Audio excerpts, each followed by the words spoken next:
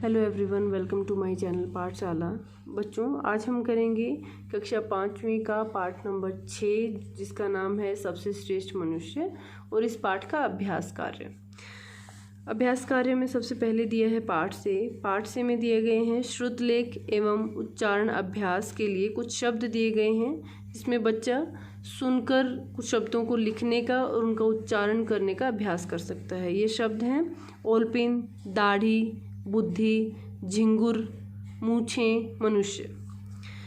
Next जो question पूछा गया है वो है मुख से, यानी कि मौखिक रूप से बच्चों को उत्तर देने हैं। कुछ प्रश्न पूछे गए हैं पाठ से।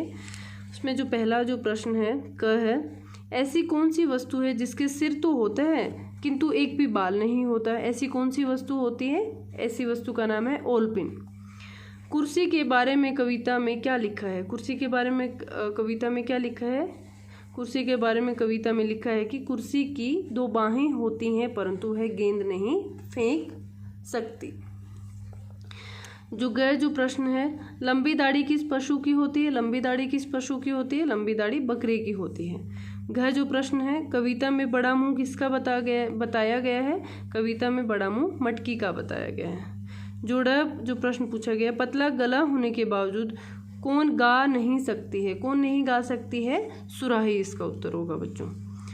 अब लेखनी से है। लेखनी में पूछा गया सबसे पहला जो प्रश्न है, कविता की पंक्तियां पूरी कीजिए। कुछ अधूरी पंक्तियां दी गई हैं कविता की, और उन पंक्तियों को आपको पूरा करना है। जो अधूरी पंक्तियां दी गई हैं, ओलपिन के सिर होता पर बाल न होता डैश, बाल न होता उसके एक।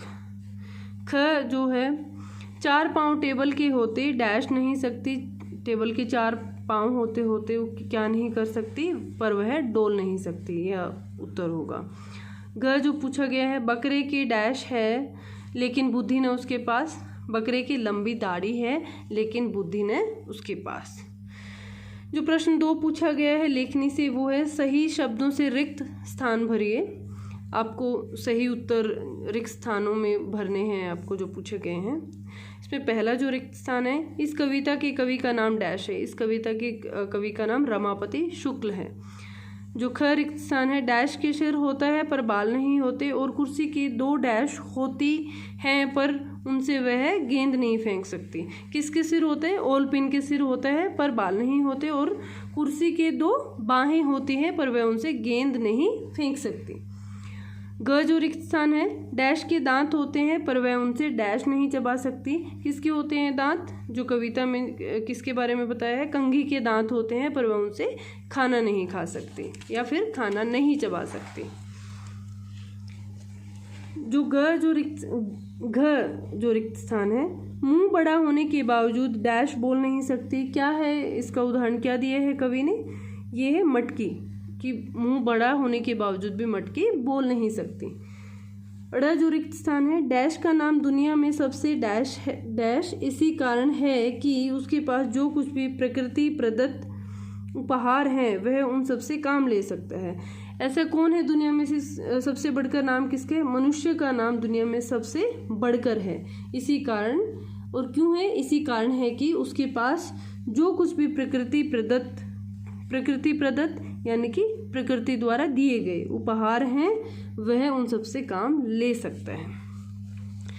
जो प्रश्न 3 पूछा गया है बच्चों लेखनी से, वो है वस्तुओं का उनकी विशेषताओं के साथ मिलान कीजिए। अब कुछ वस्तुएं हैं जो कि कवि ने अपनी इस कविता में, सबसे श्रेष्ठ मनुष्य जो कविता है, इसमें उनकी विशेषताओं के साथ अपनी कविता में उनका वर्णन किया है। तो उन वस्तुओं का उनकी विशेषताओं के अनुसार मिलान करना, यानी कि मैच मेकिंग करनी है आपको।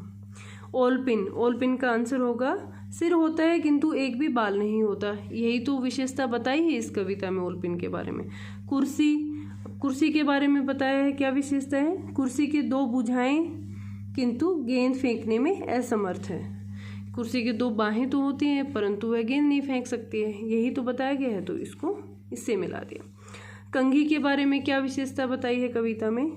कंघी के बारे में होगा, दांत होने के बावजूद कुछ भी चबाने में असमर्थ है।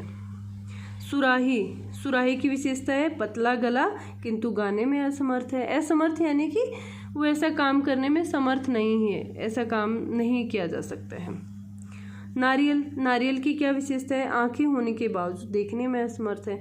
आंखें तो हैं परंतु वह देख नहीं सकता है। तो बच्चों आज की इस वीडियो में पाठ से जो था और मुख से, लेखनी से, और इस प्रकार से हम प्रश्न नंबर 3 तक पूरा हो चुका है। जो नेक्स्ट वीडियो होगी बच्चों, इसमें प्रश्न नंबर 4 और प्रश्न नंबर 5 डिस्कस किए जाएंगे। आज के लिए इस वीडियो में इतना ही। आई होप आप सबको समझ आया होगा बच्चों, जो आज का काम मैंने कराया है। Thank you so much.